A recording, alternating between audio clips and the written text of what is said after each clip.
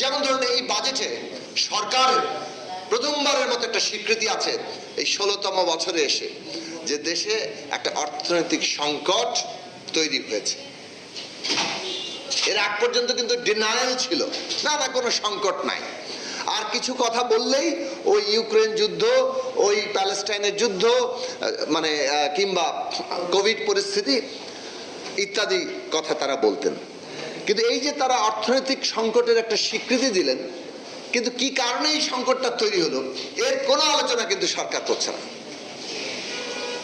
এবং এই জায়গাটাতেই আমাদের খুব গুরুত্বের সাথে দেখা দরকার যে যে কারণে এই অর্থনৈতিক সংকট তৈরি হচ্ছে, আন্তর্জাতিক একটা প্রভাব আছে, সেটা কোনোভাবেই অস্বীকার করা যাবে না। কিন্তু আন্তর্জাতিক প্রভাব সকল দেশের জন্যই প্রযোজ্য। এই আন্তর্জাতিক প্রভাব কোন দেশ কিভাবে মোকাবেলা করবে সেটা নির্ভর করে ওই নির্দিষ্ট দেশের অর্থনৈতিক অবস্থা কতটা মজবুত ভিত্তির উপর দাঁড়িয়ে আছে।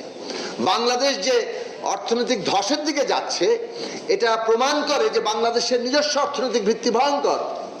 তাহলে তাদের যে এই ফানুস, উন্নয়নের ফানুস, আমরা মানে মিডল ইনকাম দেশের দিকে চলে যাচ্ছি, আমরা বিরাট উন্নয়ন করে ফেলেছি, এইটা যে ভেতর থেকে ফাঁপা, এইটা যে ভেঙে পড়ার উপক্রম হতে পারে, এই জায়গাটা আমাদের স্পষ্ট করে বলা দরকার এবং সেটার লক্ষণটা এসছে।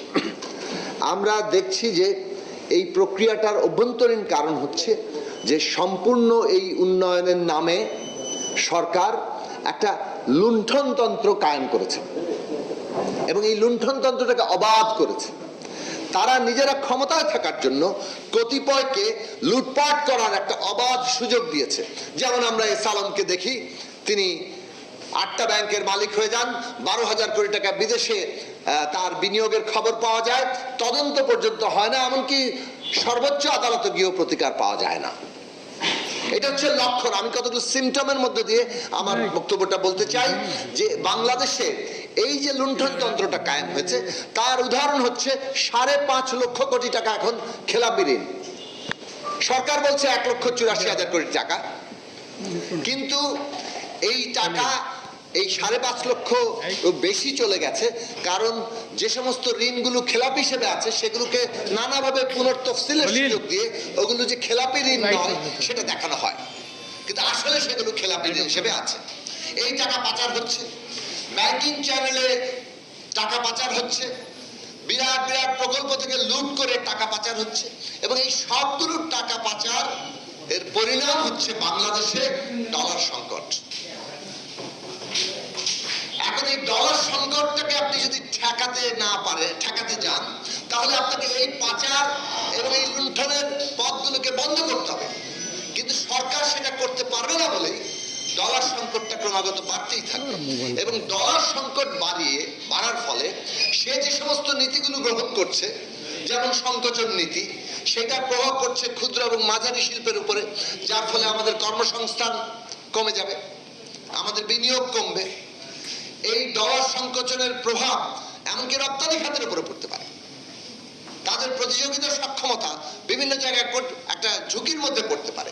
তাহলে অর্থনীতিতে সরকার যে তার ইনবিল্ট সমস্যা মানে গঠনগত ভাবে সে যে একটা লুণ্ঠনতন্ত্রের উপর নির্ভরশীল, সে যে কেবলমাত্র ব্যবসায়ীদের নয়, জেনারেল আজিজ কিংবা সাবেক আইজিপি বেনজির আহমেদ এদের মতো লোক পুরো রাষ্ট্র প্রশাসনের মধ্যে তৈরি করে রেখেছে। এই লুণ্ঠনতন্ত্র থেকে বেরিয়ে যাওয়া সরকারের পক্ষে অসম্ভব বলে সে এমন কতগুলো পদক্ষেপে যাবে যেটা অর্থনীতিকে একটা চক্রের মধ্যে ফেলবে, যে চক্র হচ্ছে আরো খারাপের দিকে যাওয়া। এই হচ্ছে বাংলাদেশের ঠিক বর্তমান বাস্তবতা। গণতান্ত্রিক সংগ্রাম কিভাবে বিজয়ী করবে, জনতার স্রোত, লক্ষ মানুষ, কোটি মানুষ কিভাবে রাজপথ দখল করবে, সেই জায়গাটা আজকে আমাদের জরুরি বিষয়। এই আলোচনা সেই আলোচনার দিকেই নিয়ে যাওয়ার একটা আমাদেরকে প্রেরণা দিবে, সেই আশা রেখে আপনাদের সবাইকে ধন্যবাদ জানিয়ে আমি আমার বক্তব্য শেষ করছি।